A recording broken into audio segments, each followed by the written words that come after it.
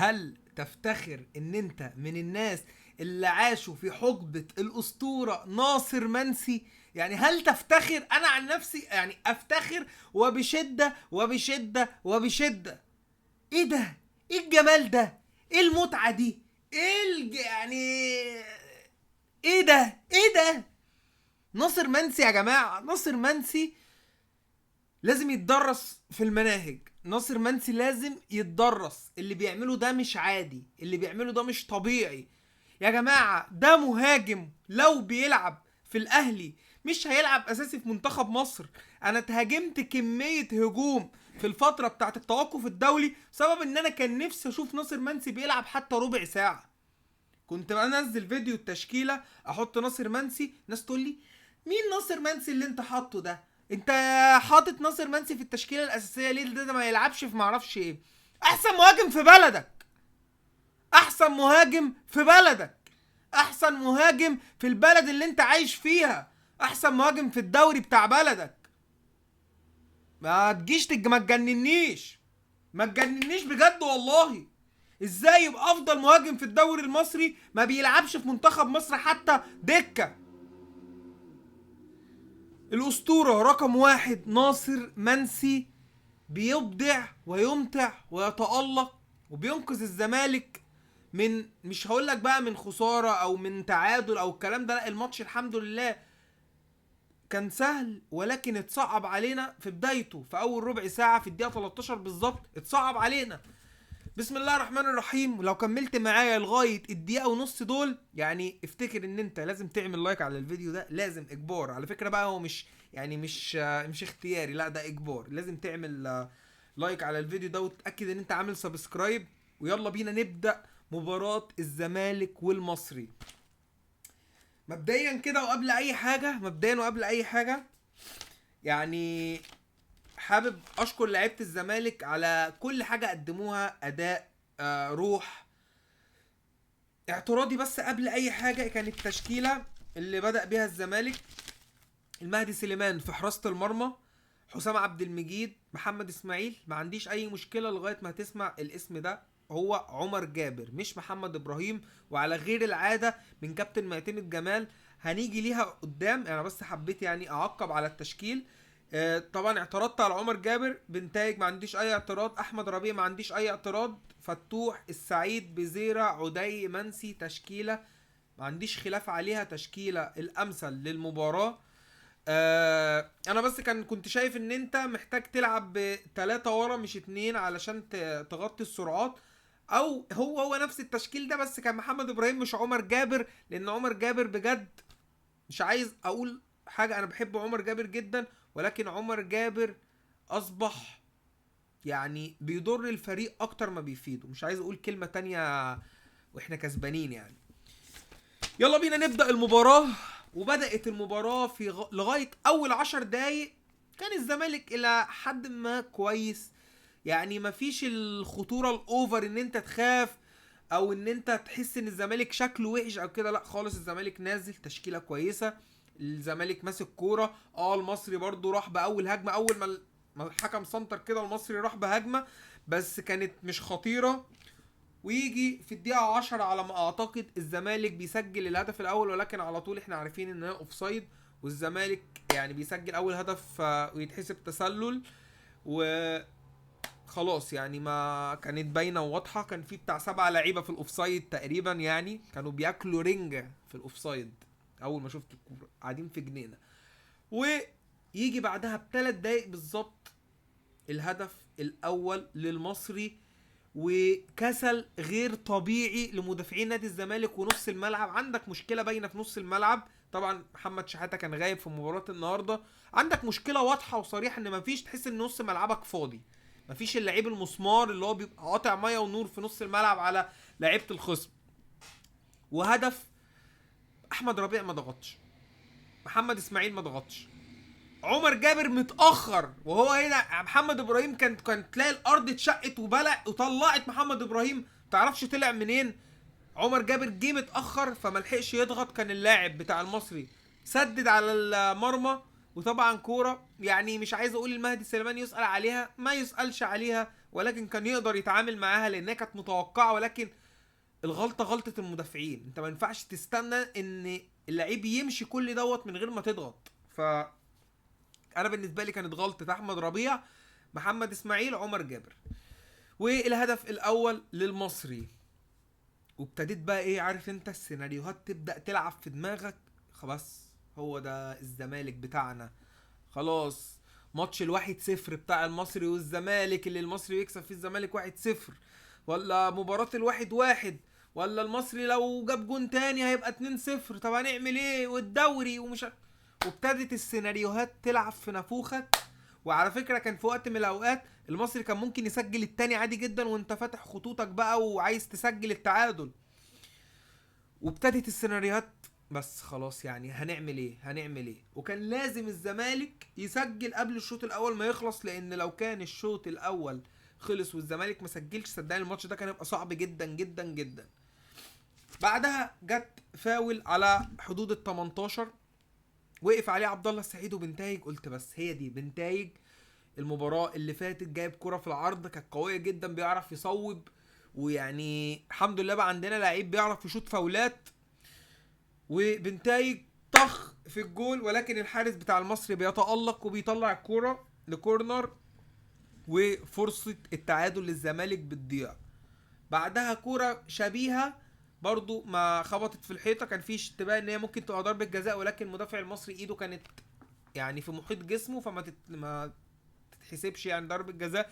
لغاية الدقيقة 30 وعم عيالي وعم عيال عيالي خوان بيزيرا بيعمل اسيست اسطوري اسطوري اسطوري اسطوري لمهاجم اسطوري، وبيحطها فينش اسطوري. عدي الدباغ بيسجل هدف التعادل للزمالك في الدقيقة 30 وفي توقيت مثالي للزمالك، لان الماتش لو كان اتاخر اكتر من كده صدقني عمرك ما كنت هتشوف الرباعيه دي خالص.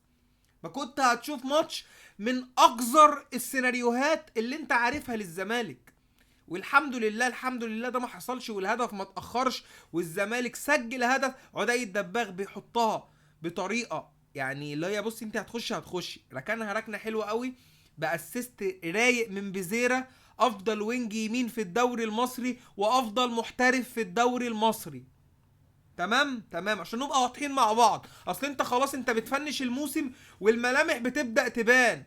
ها مين احسن، بيزيرا ولا زيزو؟ ها قول لي انت، رد انت عليا، قول لي في الكومنتات مين احسن. وبيزيرا بيتعامل معاها بشكل مثالي، اللي هو من الاخر خدوا حطوا جون يا شباب، شوف هتروح لمين. وبيتعامل مع عدي الدباغ بطريقه مثاليه، واسيست رايق من بيزيرا، وهدف التعادل من عدي الدباغ. وتقريبا ده الهدف الثامن لعدي الدباغ على ما اعتقد. عندك ناصر منسي وعدي الدباغ بينافسوا على هدافين الدوري المصري. وبعدها في الدقيقه 34 هجمه خطيره للزمالك، وكانت تسديده من عبد الله السعيد ولكن بتطلع ركنيه. وعبد الله السعيد ما كانش وحش النهارده على فكره، كان موجود ومتفاعل وبيحاول، وعمل طبعا جون بتاع حسام عبد المجيد الجول الرابع. وفي الدقيقه 38 تصويبه لكن ملهاش اي لازمه، كانت من الزمالك كده، كانت اي كلام. و وده الدباغ للامانه كان بيحاول في الشوط الاول وكان بيضغط، ما كانش كسلان. وانا بحب قوي النوعيه دي، المهاجم ما يبقاش كسلان كده وما يبقاش قاعد مستني الكوره تيجي لغايه رجله ولا لغايه دماغه عشان يجيبها جول. لا يا عم انا بخش واضغط واتعامل واحاول اغلط. وشفنا يعني عدي الدباغ من مميزاته ان هو بيضغط. شفنا الجول بتاعه في الاسماعيلي كان هو اللي قطع الكرة من المدافع وخدها وضغط وخد الكرة وراح ركنها وحطها، فدي مميزات من مميزات عدي الدباغ. وكاتب هنا تحت عمر جابر ملوش لازمة. انا اسف يا عمر يا جابر، انا بحبك والله، بس فعلا انت علامة استفهام كبيرة قوي في اداء. يعني لما يبقى الزمالك بيلاعب المصري، تمام، الزمالك بيلاعب المصري وعمر جابر هو اسوأ لاعب في الماتش، ما عملش اي حاجه، اللعيبه كلها كويسه في الملعب الا عمر جابر ما افتكرلوش حاجه عدله عملها في الماتش، فهنا انت عندك مشكله. محمد اسماعيل الشوط الاول قدم شوط سيء جدا جدا جدا عكس الشوط الثاني. محمد اسماعيل في الشوط الاول بجد قدم شوط من اسوأ الاشواط اللي لعبها مع الزمالك من ساعه ما انضم. كسلان كسل غير طبيعي، مش عارف ليه في ايه محمد اسماعيل في الشوط الاول. لكن الشوط الثاني فاق وكان مختلف خالص، كان مختلف خالص عن الشوط الاول. وهو اللي كان برضو سبب من اسباب زي ما قلت لك الجول اللي دخل فينا اللي هو جول المصري، يعني محمد اسماعيل كان سبب فيه. وتيجي الدقيقة 44 وهدف للأسطورة ناصر منسي. ايه يا أسطورة، انت مصمم تاخد قلبي؟ يعني انت مصمم تاخد قلبي؟ وهدف لأسطورة ناصر منسي. والحمد لله الحمد لله الحمد لله الزمالك بيسجل التاني قبل نهاية الشوط الأول، وتوقيت مثالي زي ما قلت لك، لأن الجول الأول ده لو ما كانش جه ما كانش هيجي الجول التاني، لأن لعيبة فات يعني تداركوا الغلطة اللي غلطوها والهدف اللي دخل، وقدروا يفوقوا يعملوا ريمونتادا في الشوط الأول عشان الماتش ما يعقربش معاك. الماتش لو عقرب معاك هتروح لحتة وحشة قوي، خصوصا ان ماتش صعب واول ماتش في الدور الثاني وغير مسموح ليك ان انت تخسر اي نقط. وبينتهي الحمد لله الشوط الاول 2-1 للزمالك، نتيجه يعني مفيش احسن من كده، سيناريو مفيش اروع من كده. قدرت ان انت تستقبل هدف في اول الماتش، وقدرت ان انت تسجل هدفين وتخرج من الشوط كسبان. ثقه ما بعدها ثقه. وكان بيبدا الشوط الثاني كان باين ان الزمالك عنده مشكله في نص الملعب، فكان لازم ان انت تحله. لكن كابتن معتمد جمال ممكن يبقى اتكلم محلش الموضوع ده بتغيير او كده، ولكن يعني ممكن يبقى اتكلم مع اللعيبه، اكيد اتكلم مع اللعيبه. وفي اول الشوط الثاني على طول انفراد للاسطوره ناصر منسي، يعني حطها بشكل غريب غريب. وكنت هزعل منك قوي يا اسطوره لو الماتش ده كان خلص بنتيجه غير المكسب. فرصه في الدقيقة 45 لناصر منسي كانت تخلص وتنهي الماتش في بداية الشوط الثاني، ولكن ناصر منسي بيركنها في الزاوية البعيدة بطريقة غريبة قوي بتطلع بره. ويجي بعدها بدقيقتين رأسية عالمية، ودي العرضية الوحيدة على ما اعتقد اللي عملها عمر جابر في المباراة كلها، وكانت ناجحة يعني وصلت لمهاجم. وناصر منسي بيحطها حلو، لكن برضو بتبقى خارج المرمى بشكل برضه انا قلنا خلاص جون وكنا بنحتفل، وبرضه بشكل غريب قوي بتطلع الكوره جنب العارضه وما بتخشش جول. وكاتب حرام عليك يا ناصر، حرام عليك يا اسطوره. ولكن الاسطوره عوضنا بهدف عالمي في الدقيقه 67 هجمه للمصري، وكانت اتعامل معاها حلو قوي محمد اسماعيل. هنا بقى محمد اسماعيل فاق في الشوط الثاني زي ما قلت لك. وهجمه يعني لسه انا بقول ايه، ان الزمالك هاجم وعامل اداء كويس، ولكن حرام ناصر منسي ضيع هدفين قبل الدقيقه ما تيجي 70 كانت ينهوا الماتش طبعا لو واحده منهم على الاقل دخلت. في الدقيقه 70 نزل احمد شريف مكان فتوح، اللي عمل اسيست عالمي لناصر منسي في الهدف الثاني اللي هو كان في الشوط الاول. فتوح لحد ما عمل ماتش يعني شغال، عنده احسن من كده طبعا فتوح، لكن عمل ماتش يعني لحد ما كويس. خرج فتوح في الدقيقه 70 ونزل احمد شريف، وخرج عدي الدباغ ونزل ادم كايد. وفي الدقيقه 75 عالمي عالمي عالمي عالمي عالمي الاسطوره ناصر منسي بيسجل هدف يعني ينافس في بوشكاش مرتاح.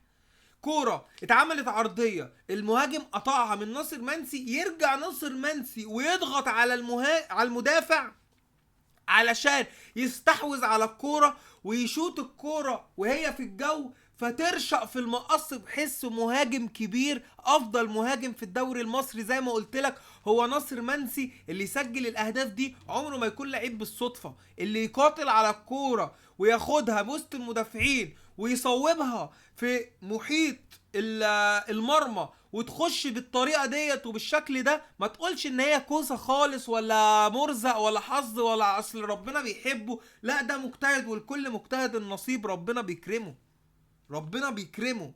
ما تقللش ولا تبخس بحق بني ادم بيجتهد عشان خاطر تدلس او تقول اي حاجه مش صح.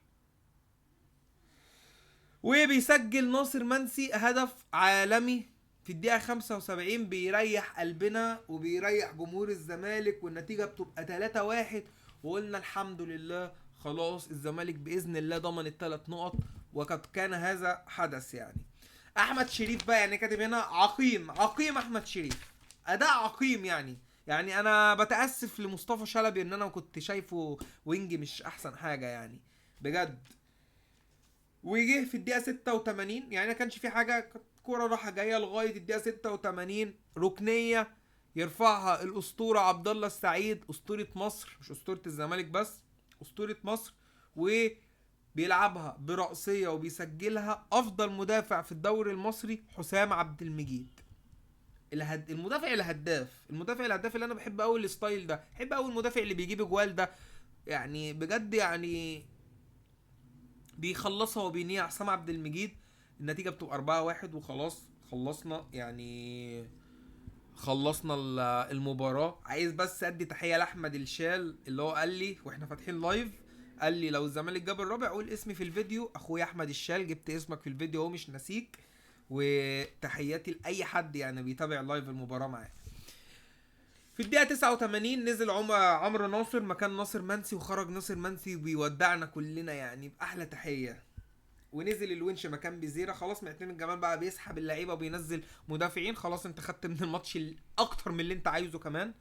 وبينزل محمود جهاد، يعني الحمد لله على السلامة يا محمود يا جهاد، انا نسيت ان انت معانا في الفريق. وبيخرج عبد الله السعيد، وبتنتهي المباراة بنتيجة ولا احسن ولا اروع لنادي الزمالك بالفوز على المصري البورسعيدي في اولى مباريات الدور الثاني من الماتشات الحاسمة للقب الدوري المصري. وبيفوز الزمالك الحمد لله الحمد لله، ومبروك لكل جمهور الزمالك.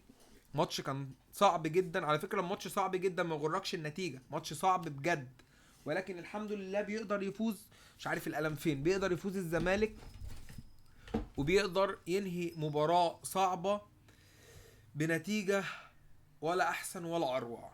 عايزين بقى ايه نروح على التشكيل علشان نبدأ نقيم. عايز القلم عشان نقيم معاكم، ولكن يعني مش مهم خلاص. ضن خلاص تمام، مش مهم هنقيم من غير حاجة. نبدأ بالمهدي سليمان اللي ما اختبرش خالص. المهدي بالنسبة لي عمل ماتش لحد ما يعني ما جاش عليه حاجة عشان اختبره. ممكن اديله 6/10 عشان الهدف اللي دخل فيه، يعني كان عايز التصويبة بس اللي تخش عليك تسجل يعني تصدها، يعني مش عايز منك اكتر من كده يا مهدي. 6/10 ما تمش اختباره. حسام عبد المجيد اديله 8/10، عمل ماتش عالمي حسام عبد المجيد وسجل الهدف الرابع. حسام عبد المجيد بيقدم موسم استثنائي مع الزمالك بجد، مفيش احسن من كده. حسام عاش عليك. محمد اسماعيل اديله 6/10، ممكن اديك 5/10 يا محمد اسماعيل، قدمت ماتش. محمد اسماعيل انت عندك احسن من كده، ما احبش محمد اسماعيل يلعب شوط وحش وشوط حلو، انا عايز الشوط يعني الماتش كله حلو. محمد اسماعيل بقول عليه من احسن المدافعين في الدوري المصري، فما ينفعش ان انت تعمل شوط سيء كده ويبقى الهدف كمان من ناحيتك. فممكن ادي محمد اسماعيل 5/10. ما عجبنيش في الشوط الاول، كان كويس الشوط الثاني. عمر جابر 3/10، ملوش اي حاجه اقدر افتكرها له في الماتش غير العرضيه اللي عملها لناصر ناصر منسي، والكرة جت جنب العارضة. ما قدمش حاجة عمر جابر. مش عايز انتقد، احنا في وقت حساس وعايز ان انا ابقى مع اللعيبة كلها، بس بجد عمر جابر ما بيقدمش اي اضافة للفريق لما بيكون موجود.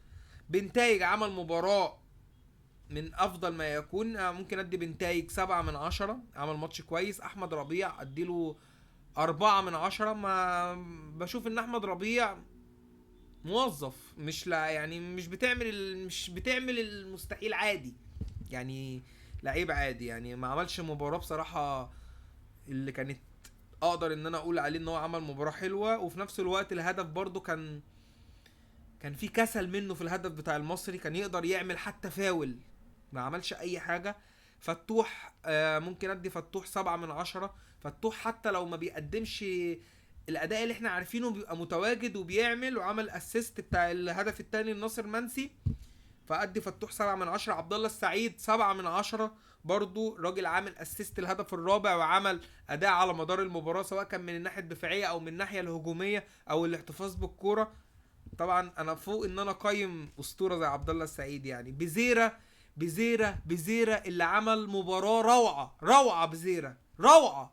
روعة اقسم بالله. بزيرة ايه يا ابني الجمال ده وايه الحلاوة دي، ده انت العوض بجد، والله العظيم انت العوض. بزيرة عالمي، طول المباراة رايح جاي واسيستات وتحركات وترقيص ويعدي وياخد فاولات ويعمل كل حاجة. يا ابني انت عوض جماهير الزمالك والله العظيم بعد ما الناس التانية مشيت، مش عايزين نذكر اسم حد بقى. اقسم بالله بزيرة عالمي، وزي ما قلت لك في بداية الفيديو افضل محترف في الدوري المصري وافضل وينج يمين في الدوري المصري، واللي يقول غير كده كذاب، واللي يقول غير كده مدلس. بزيرة اديله 8 من 10 على المجهود الجبار اللي عمله النهارده ده، ويبقى مش واخد حقه برضه، بس 8 حلو عشان ما سجلش. عدي الدباغ 8 من 10 على قد اللي لعبه وعلى قد التسجيل وعلى قد الفرص وعلى قد المحاولات. عالمي عدي الدباغ، اقسم بالله عالمي. الاسطوره ناصر منسي، الاسطوره ناصر منسي، يعني انا ما اقدرش اقيمك، انا ما اقدرش اقيمك، انت تقيمنا كلنا. الاساطير اللي زي كريستيانو، ميسي، ناصر منسي، الناس دي ما بتتقيمش يا جماعه، عشان بس نبقى يعني نبقى بنقول كلمة حق. 10 من 10، 20 من 10 يا ملك، يا ملك انت براحتك، انت تعمل اللي انت عايزه في اي وقت واحنا نقعد سمعا وطاعة. عالمي الاسطورة ناصر منسي طبعا، الدرجة النهائية. نزل احمد شريف، يعني احمد شريف صفر، ما قدمش اي، نزل في الدقيقة 70 لغاية نهاية الماتش ما عملش اي حاجة. نزل ادم كايد برضو في الدقيقة 72 او في الدقيقة 71 برضو، ما يعني عمل كام ترقيصة حلوة كده في الملعب، بس برضو ما يتقيمش يعني، ما لحقش يعمل حاجة. ممكن اديله مثلا 5 على قد كام تمريرة اللي عملها يعني. ونزل بعد كده زي ما قلنا الونش برضو ما فيش تقييم، ومحمود جهاد ما فيش تقييم. والحمد لله، الحمد لله على النتيجة وعلى الأداء. وعاش رجالة نادي الزمالك، جمهور طبعا في المدرجات، ولا أحسن ولا أفضل ولا أروع، اللاعب رقم واحد الجمهور اللي موجود في المدرجات دوت، سند وظهر يعني نادي الزمالك في الأزمات. ربنا يعدي الفترة اللي جاية دي على خير، عايزين بقى نقفل صفحة الدوري ونركز في صفحة شباب بلوزداد. هيبقى عندنا يوم 10 ان شاء الله ماتش الذهاب هناك في الجزائر.